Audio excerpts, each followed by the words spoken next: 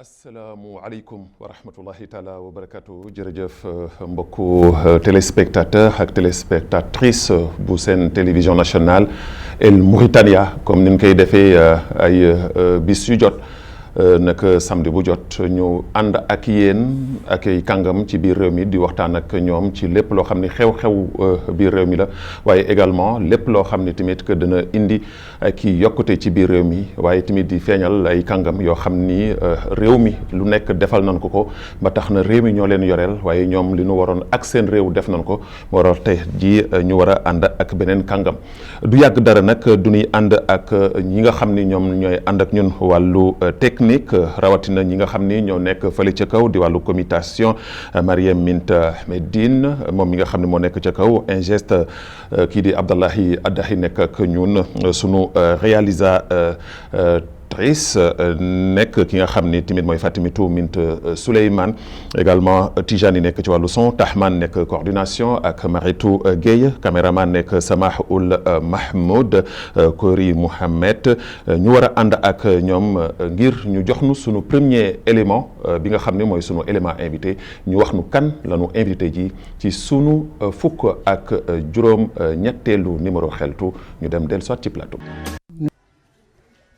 tey nag ñoo ngi leen fas yéene sëggal ci beneen jaar-jaaru jàmbaar ci jàmbaari réew mi seen émission xeltu nag tey jii mi ngi fas yéene dalal ki nga xamante ni moom mooy Siré Ba nag mi ngi juddoo ci diwaanu Brakna nag ki doomi jullit yépp li ñu ko njëkk defal mooy jàngal ko li nga xamante ni moom mooy alxuraanu karim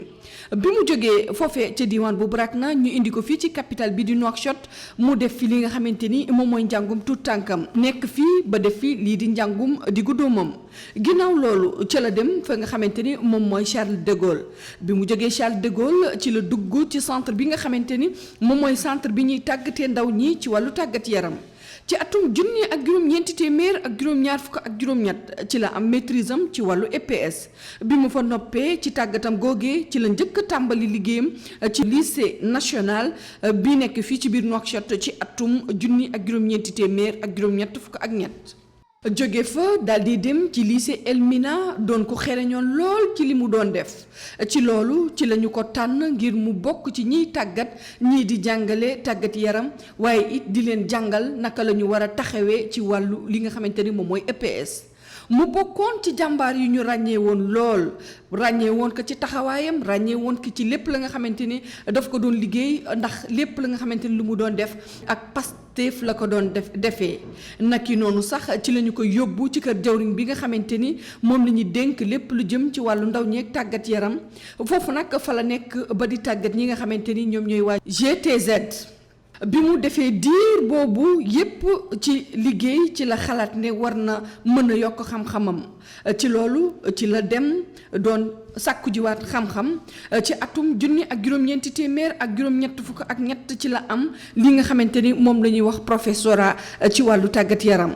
ci atum junni ak juróom-ñeenti téeméer ak juróom-ñett fukk ak ñett di at mu kenn dul fàtte li nga xamante ni moom moo fi xewoon fii ci biir réew mi doon at mu naqari woon lool doon at mu jafe woon lool nekk ci biir réew mi ci la ñu ko dugaloon kaso mu def fa 3 weer ak 2 fan mu am fa ay jafe-jafe luy tar lool waaye ba tey taxu ko mu ñaawal réew mi taxu ko mu boddi réewam benn yoon lépp nag dafa jàpp ne ci jaar-jaaram la bokk te lu war a am faw mu am ginnaaw jafe-jafe yooyu mu jànkonteel yépp mu toog lu toll ak fukki at ak benn liggéeyul mu diisoon ci moom lool naka nga xam ne borom kër la woon bu uufoon njabootam waaye nag mu delloo lépp ci loxoy suñu boroom te xam ne bis dina ñëw lépp dina sotti ci atum 2002 ci lañu ko jëlaat fii nga xamante ni moom mooy liggéeyam daal di ko fal inspecteur départemental fii ci Elmina bi mu fa defee fukki at ak benn ci la war a noppaliku daal di jël retraitam ci loolu ci la dugg ci li nga xamante ni moom mooy politique daal di soobu ci bërëb bi nga xamante ni moom mooy bërëbu Elmina samp fa benn kuréel boo xam ne njiitu réew mi fi nekkoon mooy ki nga xamante ni mooy ku ko bootoon ñu tuddee seen kuréel boobee NAP. bi mu demee ba ci biir ci la delluwaat dal di def ab taxaw seetlu mujj fa jaar dugg ci beneen parti di Arc-en-Ciel nekkoon ku doon diisoo ak njiitu parti ba yàggul dara sax mu daal di am ab ñàkk déggoo ci seen diggante ñu daal di teqalikoo ba tey ci jaar-jaaram nekkoon na entraîneur football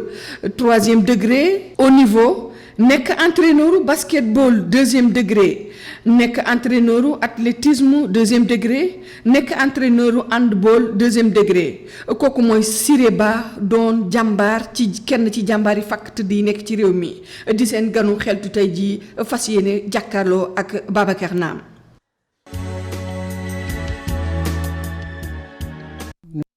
Jëy ci présentation bu am solo bi nga nuy defal saa su nekk ak sunu ay invité kon mbokku téléspectateur ak téléspectatrice bu émission xeltu seen ganangook Siré Ba lañ koy wax defe naa ni présentation bi amul leneen luñ ci war a mën a yokk lu dul rek ñu bàyyi la doyen Siré nga nuyoo ak mbokku téléspectateurs yi ñu soogam di soobu ci waxtaan bi. voilà may naam maa ngi lay nuyu di nuyu waa télévision bi di nuyu téléspectateurs yi ak ñi nekk ci réseaux sociaux yi ñëpp di la gërëm di la sant aussi ci invitation bi. voilà doyen Siré tey jii defe naa ni sunu liiree sa portrait am na solo boo xam ne defe naa ne waxtu sax du nu doy pour ñu mën a étaler li nga xam ni wax na ko lépp ci biir portrait bi mais daan def sunu kéemtalaay kàttan ngir géem a laal fu ne du ñuy doore nag li nga xam ni moom mooy fi mu jeexale ci wàllum politique ñu cof ci tuuti rek dugg ci biir émission bi parce que tey émission bi dama bëgg mu doon émission boo xam ni li nga xam ne def nga ko ci wàllu sport def ko ci wàllu jeunesse taxawu ko ndaw ñi loolu bëgg naa ñu gën ci xuus mais dama bëggoon ñu dugg ci wàllum politique ndaxte actualité oblige. situation bi nga xam ne tey jii réew mi toll na fa ci wàllum politique gis nga fu mu toll fi ni coow li xaw na bare lool ci commission enquête parlementaire bi nga xam ni am na ci biir réew mi njiitu réew mi fi nekkoon ñu koy jiiñ moom ak ñi mu àndaloon luubal xaalisu réew mi dem nañ sa ba wax ni lu toll si 20 milliards téye nañ ko ci alal ji nga xam ne téye woon na ko ci biir réew mi en tant que un homme du sérail ban maanaam xalaat nga am ci loolu. voilà Mbaye maa ngi lay remercier ci question bi et dinaa ci tontu lu ma sama xel may ak sama xalaat. Bon d'abord homme politique liggéeyam bu ñuy wax politicien c'est un engagement c'est une manière d'engagement. ci engagement boobu am na loo war a taxawal sa réew am na loo war a liggéeyal sa réew. engagement boobu su fekkee ni ba nga ciy dugg da nga amoon ay intention yu sérieuse nit day juum yàlla mooy bale kooku bu fekkee dem nga ci biir mu am ay juumte kooku dañu ni rek erreur la am na ndax nit mooy juum yàlla mooy bale mais bu fekkee ba ngay def sa engagement pour liggéey réew da nga amoon ay mauvaise intention lu toll que dama ñëw pour wut alal wala dama ñëw pour jooyloo ñi wala dama ñëw pour xarab ñi kooku c'est fait sciemment kooku loo tey la donc kooku normalement dañ la war a juger parce que am na lu ñuy wax ñu ni par exemple président de la république am na article bu nga xam ni dañ koy yóbbu layoo su fekkee dafa def crime mais loolu crime la crime économique loolu crime la bu kenn jaawale bu fekkee luubal na alal réew mi c'est un crime et il doit être jugé il n'a pas manqué à ses engagements il doit répondre de ses engagements et de la promesse faite aux autres. parce que kon yow da nga jàpp tey jii nguur gi fi nekk tey jii te Mouhamadou Cheikh El Ghazouani jiite ko yoon bi nu jaar tey jii di lëmbët lii di kopparu réew mi nga xam ne dañ ko diigal pour yow yoon la ci ancien ki nga xam ne moo fi nekkoon président de la République. yoon bu normal la parce que président de la République réew bu nekk soxla nga président de la République président de la République su demee ministre yi dem nañu état ba ci boppam sax dem na ku bees ku ñëw mooy indi lu bees donc bu toogee moom tey xalaat juge ni war nañu def lii c'est quelque chose de très normal parce que d'abord ça servira de leçon aux autres. mais moom dafa jàpp ni li nga xam ne ñoo ngi koy def tey jii teguwul ci charte réew mi ndaxte article 93 boobu ñuy cité que ni boobu waruñu ko atte ci yoon wi nga xam ni teg nañ ko ci tey jii est-ce que yaakaaroon tamit ko foofu gaa ñi duñu juum. gaa ñi juumuñu kenn juumul mbay dama ni la nit booy jiite réew wala ngay def politique da nga jël engagement c'est une manière d'engagement boobu da ngay jiite réew boobu da nga taxaw nga teg sa loxo ci kaamil nga waat dinaa def lii ak lii ak lii c'est clair bu fekkee la nga waxoon wax ka nit ñi da nga ko jalgati c'est un crime ñu ni déet na waaye nga dem tibb ak xaalisu réew mi c'est un crime il faut avoir le courage de le dire. je n'ai rien contre Aziz mais li mu def c'est un crime. mais ñi nga xam ni ñoom ñoo nekkaale woon ak moom tey jii gis nañu ni kenn ku nekk sànni nga sa veste jëlaat nga sa veste jox ko ki fi nekk fi tey jii est-ce que politicienne boobu nga xam ne tey jii mooy dox ci biir réew mi est-ce que tarderul réewu Mauritanie ba tey jii ñuy suuxe ci wàllum politique ku fi ñëw rek nga tàccu ku fi ñëw rek nga ni ko yow yaa fi nekk su ëllëgee nga xarab ko. voilà très bien moo tax réew mi politique bi suux bu dee opposition bu dee pouvoir ñëpp ñoo yem parce que tey moom njiitu réew bi toog muy le président Ghazouani war a def attention bi mu war a def mooy lan na wut ay conseillers te bañ wut ay flatteurs parce que looloo am ci réew mi tey ña fi nekkoon démb yàq réew mi jaxase ko tey dañu jël réew mi def ko comme jaaykatu fëgg jaay bu teg ay yéreem di jóg lépp la ñu jalgati constitution bi yàq nañ ko loi yi ils ont tout bouleversé ils ont tout chamboulé donc ñooñu waruñu sax xand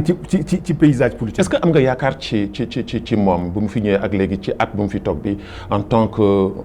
un visionnaire est-ce que am nga xalaat bu la may que ni nga am yaakaar ci moom Mouhamadou Cheikh El Ghazouani.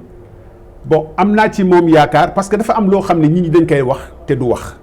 parce que bi mu toogee ñu bari ñi naan waxul mais lu muy wax qu'est-ce que le président doit dire et s'il parle qu'est-ce qu'il va faire comme révélation et ces révélations là qu'est-ce que ça va coûter au pays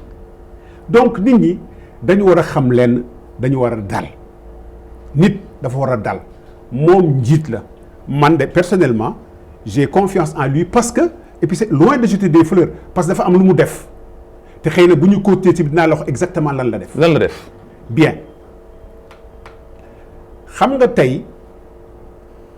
moom dafa ñëw wan ni dama génne lu bees donc le fait d'abord mu jël un premier ministre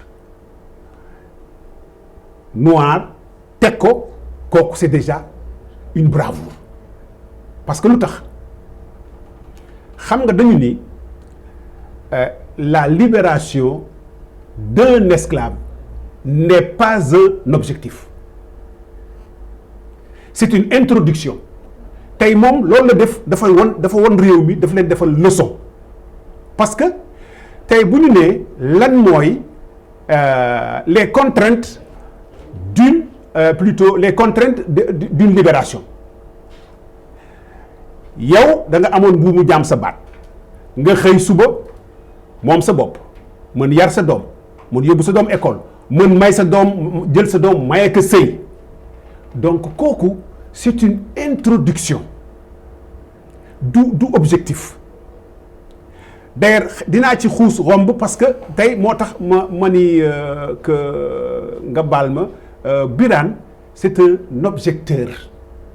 parce que moom foofu la juume yow kon d'accord ak moom ci doxilinam. kookan la Birame bi nga tudd. non non Birane c'est un débat non légitime non cadré parce que nit lu nekk nga wax lu nekk nga nekk lu nekk fu nekk nga nekk fa kooku yàlla rek moo ko. mais doyen Sira li muy wax li di ko xeex mu jëm ci wàllu esclavage boobu nga xam ni bari na tey jii ñoo xam ni dañ ko koy tuumaale que ni amu fii ci réew mi amuñu fi mais ñoom plusieurs fois toog nañu ci ay plateau toog nañu ci plateau bi d'ailleurs gëmloo ñi ñi xam leen ni leen ba loolu tey jii loolu mën na am est-ce que tamit loolu mun lokk nangul que ni loolu c'est des faits yoo xam ni gis nañ ko tey jii teg ci loxo. Non Birane qu'il m'excuse wala su bëggee ma ne que président Birane qu'il m'excuse beaucoup mais dafa deful dara xam nga Birane lu mu président Birane lu mu def. deful dara ëpp na wax di. maa ko wax xam nga bi président Birane lu mu def. jaan bi romb mu topp ci di dóor parce que du moom moo xeex njaam ci Mauritanie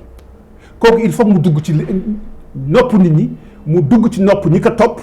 ak mu dugg ci noppam moom. kan moo xeex njaam ci réew Mauritanie. gis nga. Masroul bul xeer. dañu ni planifier c'est éviter les erreurs gis nga njaam bu génnee gànnaar wala mu jóg fi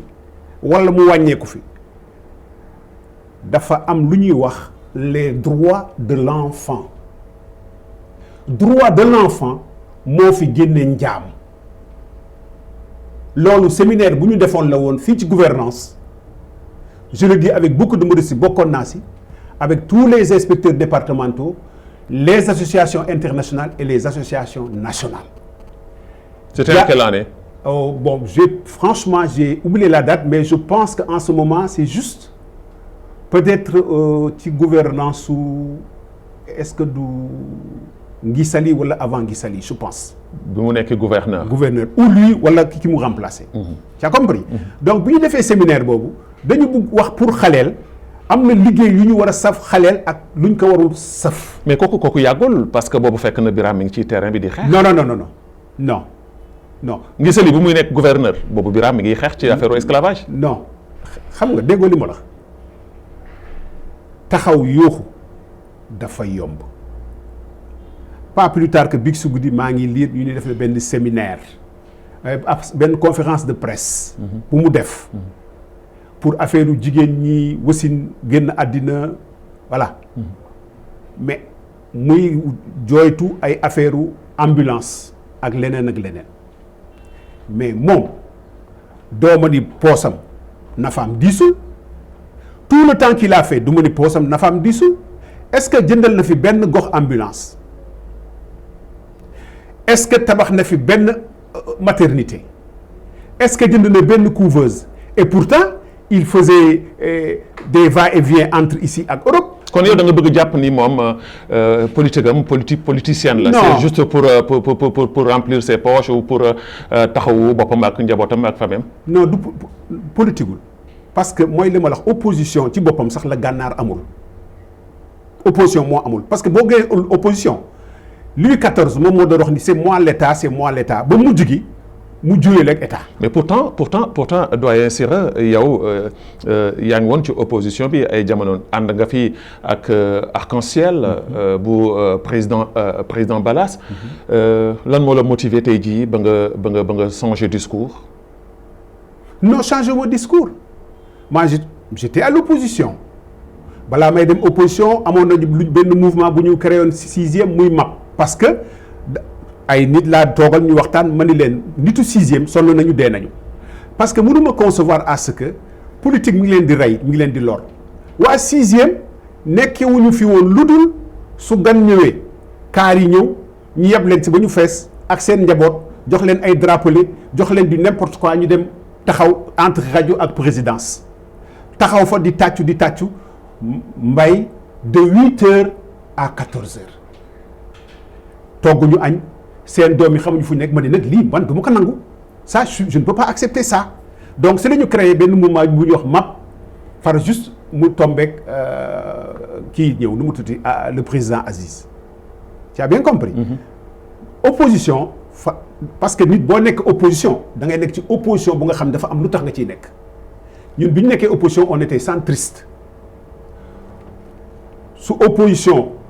waxee su baaxee ñu ni baax na su bon ñu ni bon na. mais pourtant li nga mën a duut baaraam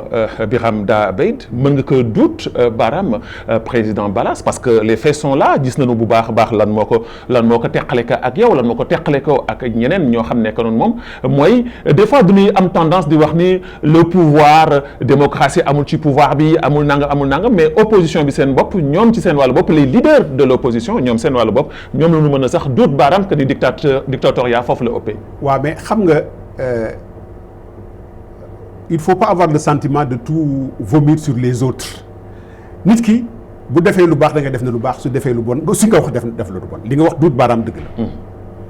président wu arc-en-ciel nit la rek comme nit yëpp te nit yi dañu wute xam nga moom c'est un homme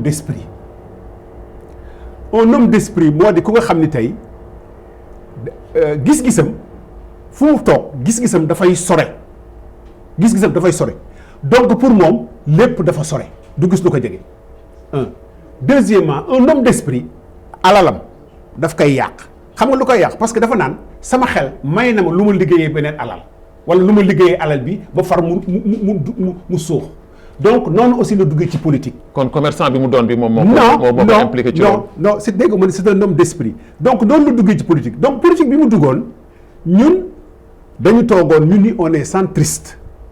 effectivement faruñu ci benn boor mais lu ñu def ñu wax. su baaxee yéen a ngi ci digg bi daal. waaw mais dañu dem ba ci biir moom xamatuñu exactement ndax ci digg bi la nekk wala dafa nekk fii wala dafa nekk fii loolu moo doon problème mais du leneen. parce que neexul ba neexul aussi même bu defee ay toj-toj wala ay juumte def na lu baax. def baax. lu baax mooy lan mooy nekkoon fii di tàccu ñëpp gisoon que ni que mu doon jaabante palais de la République dem di dellu si waat.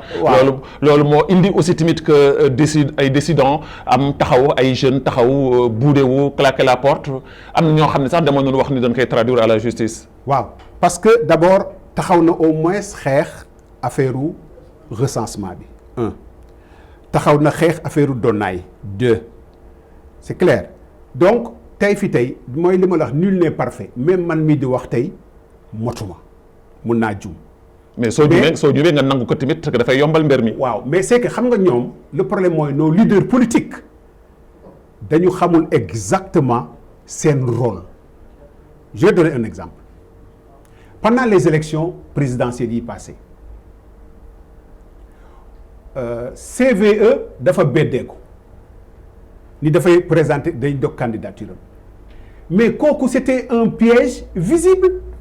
parce que lu tax c'était un piège visible résultat yi joxe na ko parce que bi résultat yi génnee xale yi ñu jóg peuple bi jóg di def marche ça a foiré kan moo ko foiré loo CVE moom moo ko foiré loo. nan la ko foiré. très bien parce que yow mënoo nekk ci réew. nga ni yow da ngay beddeeku man nit ku ñuul laa Haalpulaar laa donc leen nedd ko bandum nañ leen dem defi suñu campagne nañ leen def li wala nañ leen def la mais ça n'a pas sa raison c'est pas normal wane na ko parce que lu tax wane na ko tey football gis nga man sama xam-xam dafa xarañ ci sport gis nga ne le football c'est l'intelligence en mouvement donc tey joueur buy football si en une fraction de seconde dafay traverser 4 phases lu ñuy wax la perception lu ñuy wax l'analyse la solution mentale et ensuite la solution motrice mooy joueur bi mais c'est pareil pour le politique kooku dafa war a am finesse d'analyse parce que tey ñoom bu ñu toogee ñu xool ni tey réew mi taxawaguñu wala jotaguñu wala àggaguñu fu nga xam ne nit ku ñu dana jiite réew mi àggaguñu fa. Donc, qu'est-ce que les résultats vont donner? Les résultats vont donner peut-être deuxième tour. Deuxième tour kan ak kan la dañuy wax Birane ak xëy na Ould Boubacar c'est ce qu'on va dire moo waroon am mais tey fi tey ñoom seen beddeeku boobu ñu beddeeku système bi dafa naan deuxième tour du am on prend le pouvoir on redonne ça aux militaires la militairocratie ñoom ñoo fi toog parce que tey bu fekkee ni deuxième tour am na nit yu ñuul yëpp dañuy voter ak Birane te kooku ñoom ñoo ko wane ça n'a pas sa raison nit da ngay xalaat. très bien nit da ngay xalaat léegi doyen Siré du ñuy dugg ci beneen facette parce que da nga ko laal junj ko sànq mu nekk loo xam ni lu am solo la yaa ngi dëkk ci banlieue bi 6e ñu lay wax Pa Siré la lay wax ndax ci li ngay yëngatu ak ci li ngay dox mais dafa am benn fait balaa ñuy dugg sax ci bu baax ci 6e muy maanaam viol yi nga xam ne tey jii dañu koy faral di répéter démb rek maa ngi lire dans les réseaux sociaux benn ONG buy wax ni am na beneen viol de une jeune fille de 14 ans bi ñu ko déclaré mi ngi en route pour dem xooli ko alors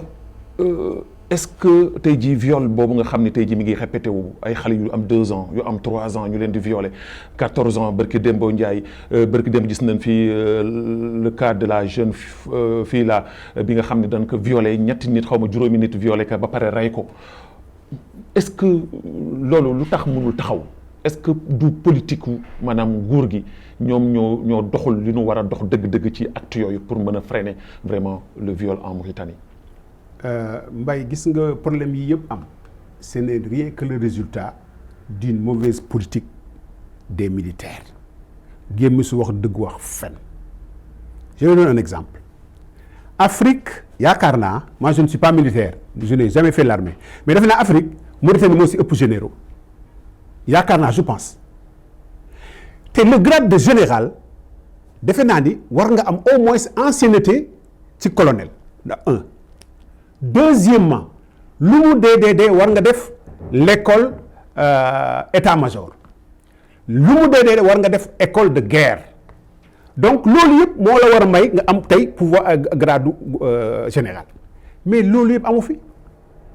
donc wax naa la nga sànq nee naa la dañu jël lépp lu doon justice ci gànnaar lépp lu doon tout lu yore réew dañ ko wëlbati jaxase ka donc tey fi tey kii dem toppatoowul parce que lu tax toppatoowul le système c'est pas un système c'est un casting c'est un système de communauté te nga baal ma il faut que ma wax sama mbokk yi nañ bàyyi di tudd wala di xarab naar yi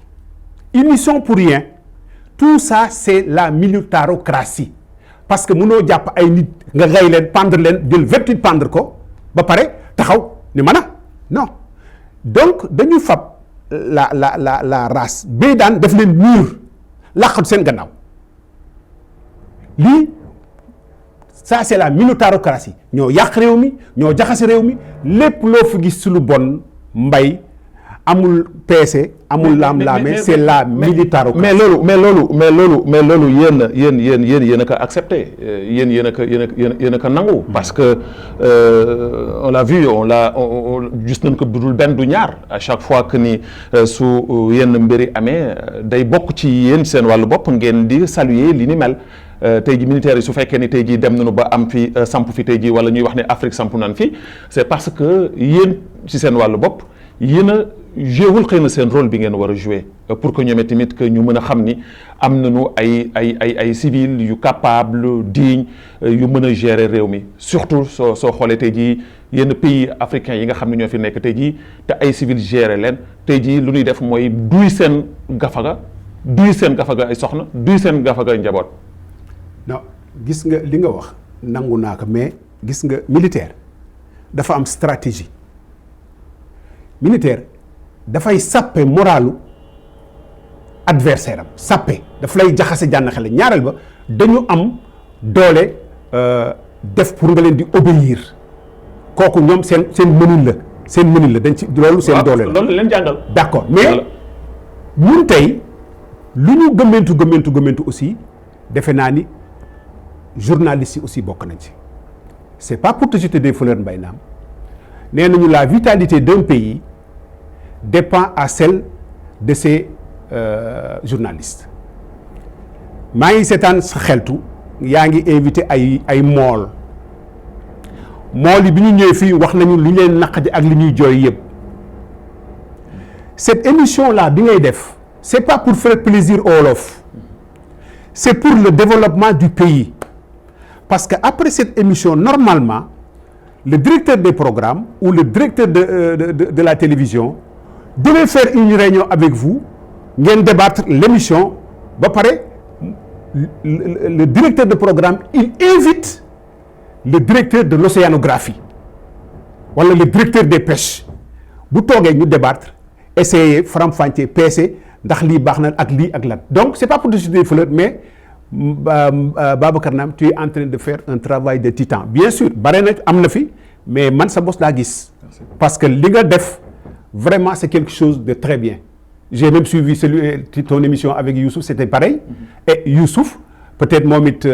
il a été un peu diplomate waxul dafa raay te waxul parce que affaire sport moom xam na lu xew ci réew mi ci sport parce que la jeunesse et le sport sont la 5e roue et ça n'a pas sa raison parce que réew jeunesse moo koy doxal réew sport moo koy doxal. alors dellu si waatal ci sama question ci viol bi lan mooy sa xalaat. très bien ci viol yi. li wóor ba léegi rek moo di comme mooy li ma je suis optimiste. parce que comme le président Ghazouani mi ngi yóbbu ki mu jël place am yoon donc man je pense que li militairocratie jaxase woon yëpp jalgati woon yëpp def naa mi ngi nekk ci yoon pour dellu si. donc ce problème de viol là buñ ci defee liñ ci war a def condamné ay condamnation yu sévère ñi ko def defe naa ni dana wàññeeku. très bien loolu dana wàññeeku. léegi nag ñu dugg ci biir Elmina Passira moom la say doomu Elmina di wax lan moo animé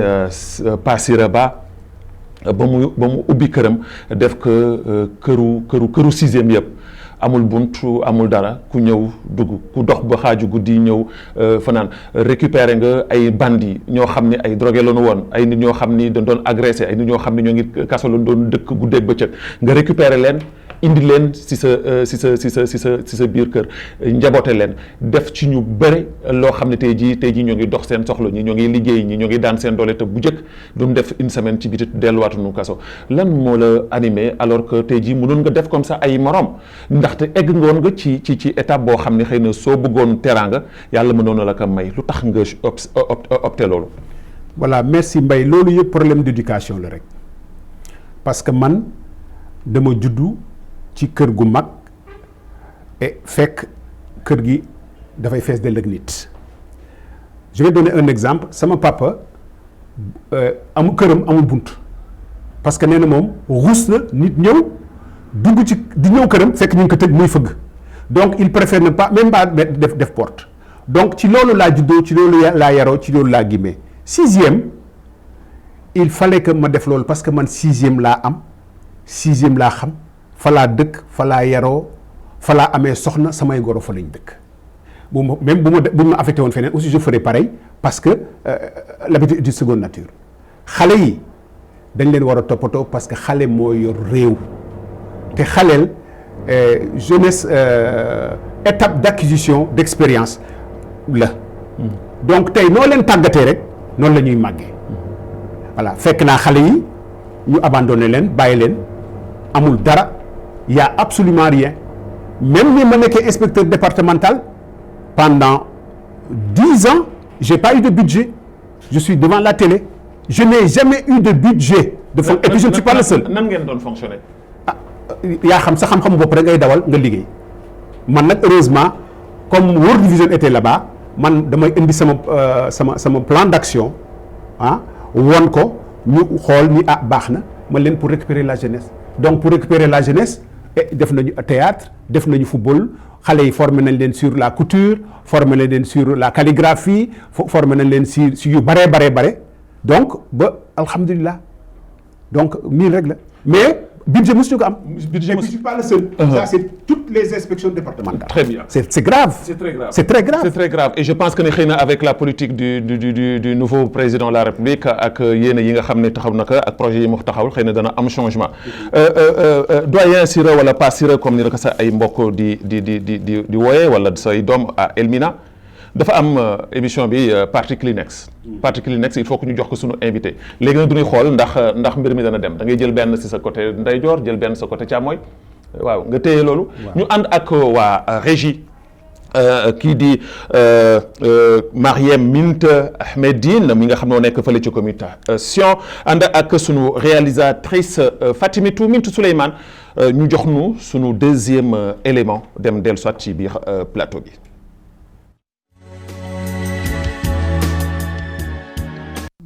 Siré mooy papu sixième su fekkee ni du yàlla ak Siré sixième du mel nii léegi sixième ñangutul comme avant les années 98 Siré dafa mérité tey am lu bëre parce que sunu paa la moo nu yar moo nu dindi si lu bëre su fekkee ni du Siré si conseil Siré da lay conseiller benn conseil nga def 2 mois yaa ngi tiit kooku macha allah moom rek laa gis yi ñu si gën a bare tey sixième Siré la ñu xam ballon affaire musique yëpp boo ñëwee Siré toujours da ngay famille am pour ñëpp ñun loolu la ñu xam bu ñuy jógee kaay di mun nañu xam nga xamuñu suñu kër si Siré Ba la ñu xam waaw kon nag état bi dafa war a dimbale Siré Ba avant tout parce que Siré du tey suñu paa la léegi macha allah affaire damay conseil ñi ga affaire lu bon parce que man mën nga wax ni magistrat raté waaw kon nag yëpp laa gis devant les bars ci biiru kaso ci biti foofu laa xam mais li lépp léegi macha allah damay ñaan yàlla changement comme ñëpp mais chez Siré Ba man mënuma ko fàtte. parce que damay ñëw mu def ma si yoon ay conseil yu baax parce que sunu paa la et puis du man kese ñu si gën a bëri si sixième koo waxee Siré Ba fekkee xamu ko mën nga wax ni xamul sixième parce que sunu paa bu fekkee ni sport bi si loo xam li na comme ba léegi sport bi avancé na bu yàgg mais boo gisee ni sport bu demul parce que dañoo fàtte Siré loolu moo tax ku dem ba si yàgg rek da ngay taxaw bu ñu ñëkkee gannaawu Siré ñëppay avancé Mauritanie day avancé si sport Siré dama koy ñaanal yàlla aljanna dama koy ñaanal yàlla lu bare moom ak njabootam parce que ñoom ñëpp ay baax lañu famille Siré rek laa gis bandi génnu ci du question bandi mu lay fréquenter rek mu def la ay bandi fekkee loolu la këri Siré Ba yëpp nekk ay bandi mais même cigarette duñ ko tox affaire bandi duñ ko kii ñoom ñëpp dañuy jëlu conseil yu Siré koo ñëw si ñoom même gën a ndaw mooy élage wala da lay conseil mu lay réaction ngay waxu ñàng mu lay conseil ba nga xam ni après yow boo jugé wax ji da nga xam ni booy bi lu wax mooy dëgg la su fekkee ni kër bu bon ñëppooy bon du instant bii nii da ngay continuer di ay ñang yëpp daa doon defara même drogue dama ko doon jaay man boo fekkee ni wax dëgg du mu lay wax rek mu leer mais instant bii nii alhamdulilah dama ko bàyyi yëpp laa bàyyi à cause de Siré mooy sama paa mooy sama grand instant.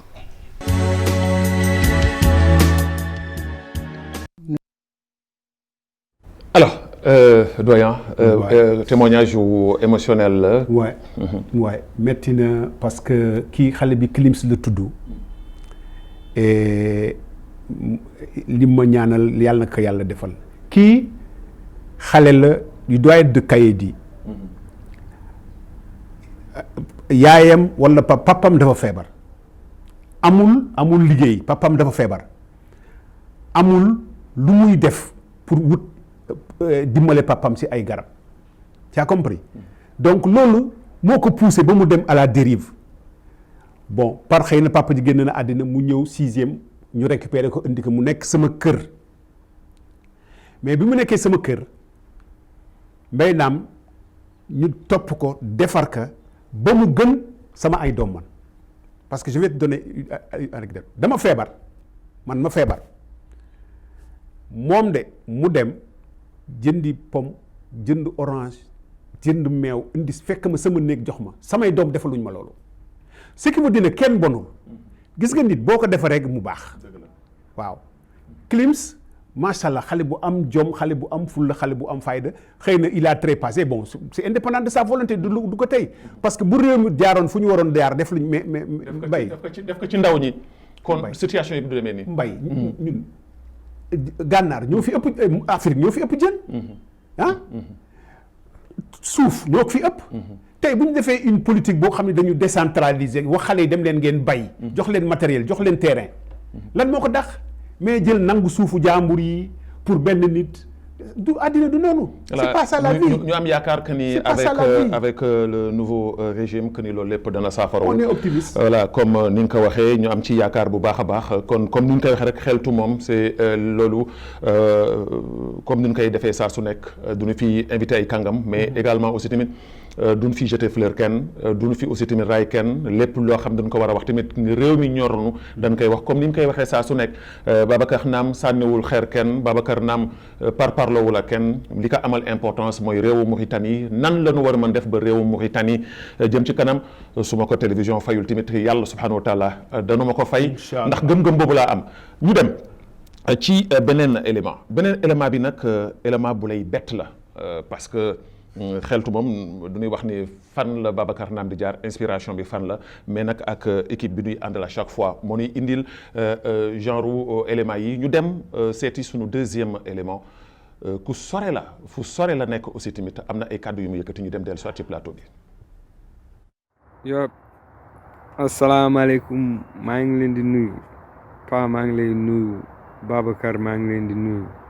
franchement tey moom mun ma wax dara quoi tey moom dama kontaan parce que sooy wax que si nit bu baax ngay wax ci moom da ngay kontaan franchement pas éviter nga nit bu baax nit boo xam ni dafa am esprit de partage nit boo xam ni léppam këram soo fa ñëwee xamoo ku fa dëkk ak ku fa dëkkul tout le monde koo bëgg gis mun nga tasante ak moom foofu franchement kontaan naa bu baax parce que kii daf ñu yar moo ñu yar du man kese yar na ñu bëri mais daf na ci ñun tamit lu bëri parce que dafa doon boole jeunesse bi xale yi ku bëgg football mu boole leen ñu bëgg musique mu boole leen ñu bëgg fecc mu boole leen franchement Pa moom danga ko waroon jox mu nekk maire 6e quoi parce que xam na 6e tamit jeunes yi xam nañ ko te dund na ak ñoom te 6e daf ko bëgg te tamit nit ku baax la ñun def na ñun lu bari oui parce que avant même sax bu ñu nekkee ay jeunes ak sunu ay yeneen xarit def ñu guddi si jotee dañ ñuy woo mu gën ñu baaf musique ñee di fecc ñii di foo pour lan muy def loolu balaa ñi di dem di def ji ay bêtises def ji ay leneen même 31 décembre su ñëwoon dama doon gis ni muy jël xale yi quoi xale yu ndaw ñi am 4 ans ñi am 5 ans 6 ans mu boole leen ñëpp damay ñëw rek ci kër gi mu fekk xale yu bari ci salle bi ñu ngi lekk seen ay crevettes seen ay affaire ah ma lii lan la ñu non pas moo éviter xale yi quartier yi xam nga loolu yëpp ci yeewu la bokk xale yi kontaan xale yëpp kontaan parce que daf leen kontaan loo kon kii kenn amul fayam ñu ngi koy ñaanal rek na yàlla nag yàlla may wér-gu-yaram ak gudd fan way pas bless mais il faut ma rap tuuti ma door ko benn dédicace xam nga yow Pa a ɓooyi wiide kam succès et éphémère woni seedem ko maire haalde ma mbeɗa woni hen fier wassalam nuyu naa leen kii sa doom la waaw c'est vrai sama doom la yaa ko yar sama doom la man gaa tey vraiment bett nga parce que d'abord Klims bi nga génnee xamu foo ko fekk parce que man gëj naa ko gis ñu ni den waaye nga indil ma sama doom xëy na léegi mu mot bu motul fukki at léegi mu mot juróom-ñetti at gisuma leen. Ousmane bu jëmee kii gisuma leen. de passage may nuyu aussi tamit que sama doom maar. voilà donc ay rappeurs lañu fi lañ nekkoon di dénoncer ce qui n'allait pas dans le pays bon mais c'est tout juste c'était pour contribuer parce que boo waxee nguur lii baaxul da nga bëgg mu defaraat mooy li ma wax sànq le président Ghazouani na wut ay conseillers te bañ wut ay flatteurs parce que réew boo ko yoree jiite ko te nga xam réew mi li ci am yëpp ci lu bon da nga war a ànd ak ay nit yu baax ay nit yu nga xam daañu la woon yoon jàppale la dimbale la. alors ça te fait quoi tey jii soo gisee nga gis ay doom ñu nekk ci àll bi diir bu yàgg boobu nga bëgg leen gis mënuloo leen gis te lu nekk mënoon ci xaj jénn àddunaa nga fii yàlla tere. ça fait mal ça te fait quoi. Mbaye, ça me fait beaucoup de tristesse quand même parce que d'abord toog ay at gisoo say doom metti na ci loo xam ni du dara parce que tey fii am na ñu nga xam ni génne woon lañ leen réew mi mais dellu si nañu. mais ñoom lan moo tax dellu si wuñu. mais ça je ne sais pas parce que vraiment man li ma wóor ba leer ma ni seen dem. C'était dû à un écho comme quoi que l'État voulait les tuer maquillés sous forme d'accident. Donc, ou vous restez des martyrs, ou bien vous quittez le pays et vous continuez votre combat ailleurs. Et tu as dit avec le nouveau président de la République pour que yooyu muy ay justice yoo xam ne dañ koy def parce que moom ubbi na pour doomu réew mi fi nekkoon ci biti ñu buntu xataar leen yëpp mu delloo si wàlleen ci biir réew mi. xam nga mooy li ma la wax gis nga. Mbaye, moi je jette pas des fleurs. Le président Ghazouani dafa toog noppi ñëpp wax loolu c'était un conflit d'auteur entre moom ak Aziz ku jiite kan moo war a jiite kan mooy nguur kan moo yore nguur kooku c'était un conflit d'auteur parce que gis nga président de la République xam nga nan la mel. Président de la République poète bu nga xam ni dramatique lay def donc dramatique bi mun na nekk douce comme mun na nekk violente xam nga li ma la si je donne l'exemple du passage de Maouya c'était la violence si la indi 89 am si la am tey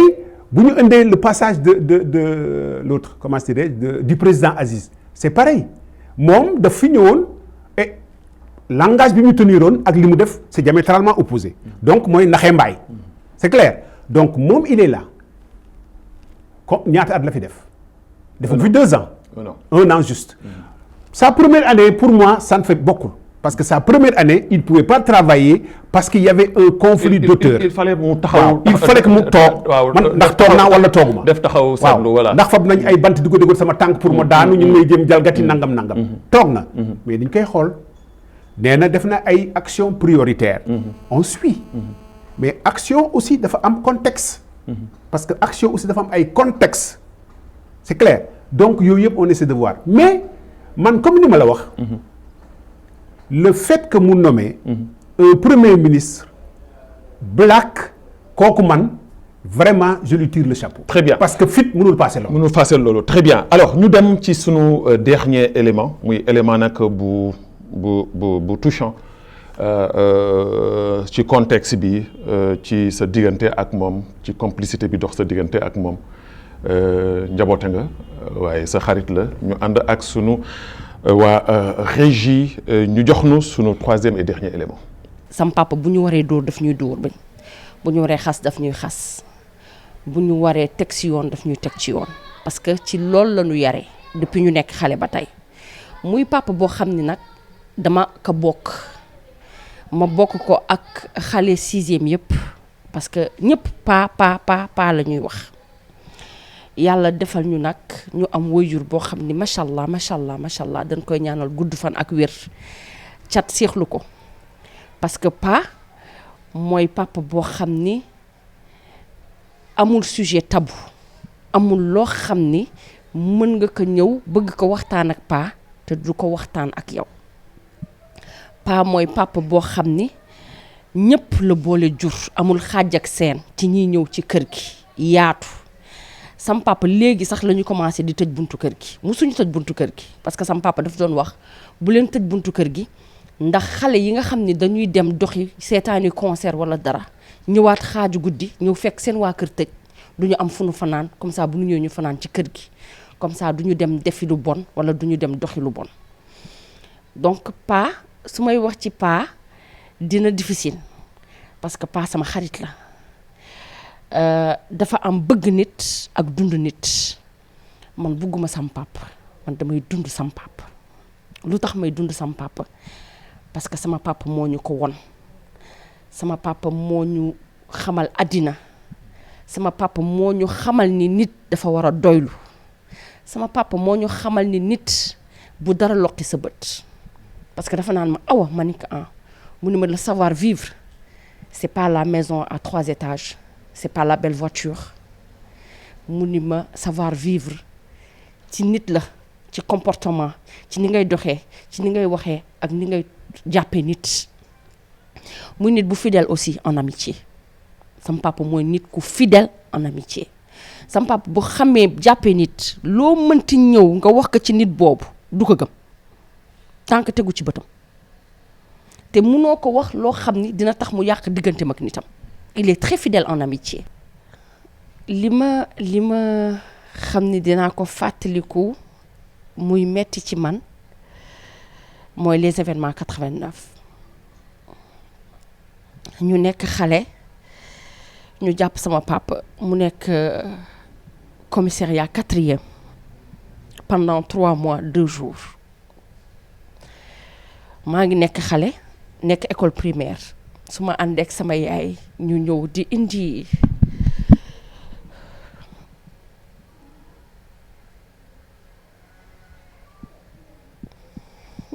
añ bi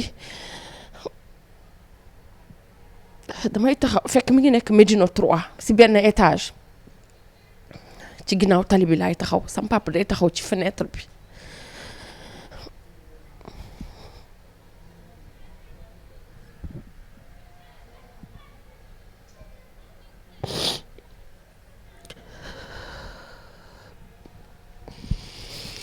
sam papa day taxaw ci fenêtre bi ma koy xool mu may xool waaye lii laay am ci moom ba pare ils étaient torturés chaque mercredi de 19h à 6h du matin donc muy loo xam ne lu ma marqué la ci sama dund parce que année boobu pour te dire tellement dafa ma marqué dama redoubler donc loolu laa am lu ma gën a metti ci sama papa lu mu dund dama koy ñaanal gudd fan ak wér parce que sama papa moo ñu gimmi ñun ci lu bëri parce que sama papa toog na nekk entraîneur au niveau ñu woo leen fédération ni leen dañu war a dem entraîner ji ay équipe en 2 semaines sama papa ni leen moom demul ñu ni ko lu tax demul mu ni leen parce que man damay dem entraîner équipe boobu dëkk la te bu ñu ñëwee di jouer en 1 semaine mënuma leen entraîner juste pour te dire sincérité bi nekk ci moom ak dëgg bu nekk ci moom mu jox leen seen billet delloo leen seen xaalis bi leen joxoon li leen moom demul looloo indi sam papa ñu écarté ka fédération ba tey donc juste pour te dire rek que pas daf ñu yar ci dëgg daf ñu yar ci dox ci lu baax daf ñu yar ci wax ci lu baax daf ñu yar ci bokk daf ñu yar ci ñun gënuñu kenn ku ñu gis nun ko def comme suñu bopp donc papa dama lay ñaanal gudd fan ak wér di la ñaanal sutura àddina ak àllaaxira parce que nit ki bu amee sutura àddina ak àllaaxira rek am na lu nekk papa di la ñaanal lépp loo xam ni bëgg nga ko sa biir xol yàlla defal la ko ci daraje Muhammad sallallahu alayhi wa sallam yow yaa xam li nga bëgg yal na la ko yàlla defal yal na la fi yàlla bàyyi ba say sët ti sëtaat di la weer ba di la weri papa di la naan jërëjëf di la remercier ci bëgg di la remercier si yar di la remercier ci lépp loo xam ne def nga ko ci ñun te amul benn réccu jërëjëfee Bapou la Jéeri.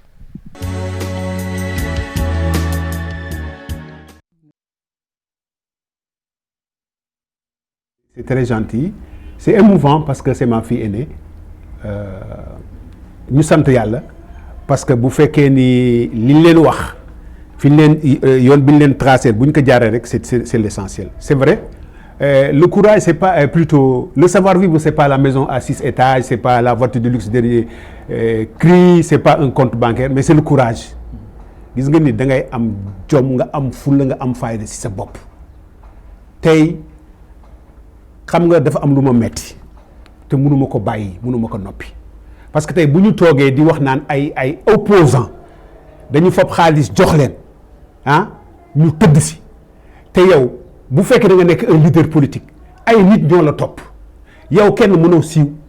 nit yooyu la topp bàyyi seen kër di ñëw sa réunion di organiser meeting, mais ñooñu war nga leen di gestu, war nga leen di xalaat. yow tey loolu bu la yàlla ubbilee bunt ba nga am dara war nga leen gestu, war nga leen xalaat, mais buñ la joxee xaalis nga tëdd si c'est pas normal, c'est pas sérieux, ça n'a pas sa raison. Très bien. ma ciy profité aussi nga may ma rek s'il te plaît. wax naa ko sànq Mauritanie c'est pour tous les Mauritaniens sans distinction de race. Le problème c'est un problème politique, c'est la militarocratie moo fi indi lii yëpp. noo gën ñooy mbubbuwoo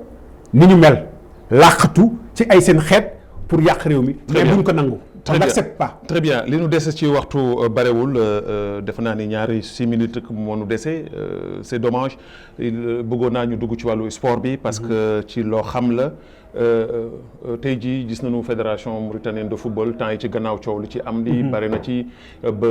président fédération bi nar ci dem ak justice ak sunu benn confrère Khalid Diallo de passage ma koy nuyu. Alors ci benn minute rek ban jàngat nga ci am yow. Mbay li ma waxoon ci sànq lay waxaat réew mi ni mu tëddee instance yi noonu lay tëddee football bi ña bëgg football liggéey football am seen xel xam-xam màcc ci football kenn nekkatu fa. yow lu tax ñu écarté la. non mais non peut-être du écarté man maa gën dem sama yoon parce que man dafa am si yoo xam ne dama ci xajul. man Mbaye du ma ne yàllaa ngi lay nuyu te gisuma yàlla. te boobaak léegi kenn woowu la pour laaj sa xalaat. non. kenn sargalu la benn yoon. non. voilà donc li may wax rek di ko lancer un appel mooy waa fédération mauritanienne de football waxuma ko parce que daf ma laal parce que ku ma xam dëgg xam ni mon père fut le premier gardien de but de l'équipe nationale de la Mauritanie. mais kenn mosu ko jox distinction kenn mosu ko sargal d'ailleurs même suñu ko doon bëgg sargal man en tant que son fils aîné dama koy bañ parce que teguñu dara ci yoon kii di Siré Ba lu nekk jaay na ko ngoram def na ko lu nekk jaay na léppam ngir ngoram jaay na léppam di moins ñu baal ma ngir réewam jaay na léppam ngir taxawal réewu Mauritanie ci lu nekk na fi entre de haut niveau gis ngeen ku nekk basket nekk handball nekk athlétisme yëpp nga am ci ay diplôme nekk football nekk ci haut niveau defe naa ni war nañ leen di sargal ne serait-ce que sargal leen waaye comme ni mu ko waxee comme ni ko ñeneen di waxee kenn ku nekk sa poste nga fi nekkal sa famille nga fi nekkal sa intérêt bopp moom moo la intéressé te loolu defe naa ni doxalul lenn ci wàllu fédération bi doyen xam naa ne daanu amaat beneen occasion boo xam ne sport kese lu ñuy waxtaane mais ci 30 secondes rek nga tàggoo ak mbokku téléspectateurs yi ñu soogam di voilà Mbaye maa ngi lay gërëm di la sant di gërëm aussi la télévision les responsables les journalistes les caméramans parce que et nga toog télé invité la vraiment contenté la parce que plaisir la donc maa ngi leen gërëm di leen sant di wax aussi ni njiitu réew mi en 1958 le Brésil a économisé un coup d'État à cause du football. Les militaires devaient faire un coup d'État, le Brésil a gagné la Coupe du Monde. Donc au lieu que le coup d'État am fo beeg tertu beeg tàccu bi tax coup. Donc le sport est quelque chose de très très fort dans un pays. La jeunesse pareil. Donc ces actions prioritaires na ci xalaat sport na si xalaat la jeunesse. Très bien. Parce que c'est très important. Très bien. Merci beaucoup Pa Sira comme ni ko ay njógewaalem di wooyee ci disponibilité am ci nu mu ànd ak ñun ci liggéey bi di gërëm di sant également bu baax a baax ñi nga xam ne ñoo àndoon ak man jàppale ma ci liggéey bi ba ma egsi fii di jégalu tamit ci wàllu technique bi nga xam ne am nañ ko tey jii commutation Mariem Mint Ahmedine Ingeste Abdallahi Adahi Son Tijani Fatimetou Mint Souleymane nekk sunu réalisatrice def ci liggéey bu am solo Sidi Moulay Val nekk VTR Tahman nekk ak ñun di ko gërëm mention spéciale à Tahman coordinateur émission bi Maretou Gueye moom tamit daf ma réeroon waaye dellu si waat na caméraman Sema